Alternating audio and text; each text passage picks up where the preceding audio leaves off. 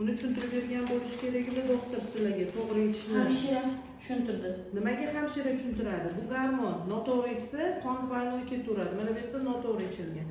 Start bo'yicha boshlanib kelyapti, mana shu bo'yicha kelish kerak edi. O'rtada mamut ichilib ketdi.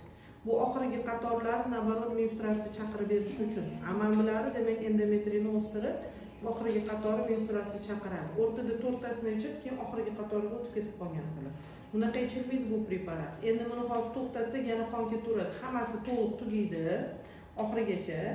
Shu bilan bu preparatdan voz kechamiz. Chunki endometrioz adenomiyozda bu berilmaydi. Bu faqat gormonal gubka. Gormonni hisobiga vaqtinchalik qon to'xtab turadi, keyingi oyga двойной qon ketadi. Endometrioz shunaqa narsa. Qancha beraversa, estrogeni shuncha endometriy o'sib ketaveradi, keyingi oyga 2 barobar qalinlashadi. Giperplaziya beraveradi, ana undan keyin qon to'xtamay qoladi. Bu faqat endometriy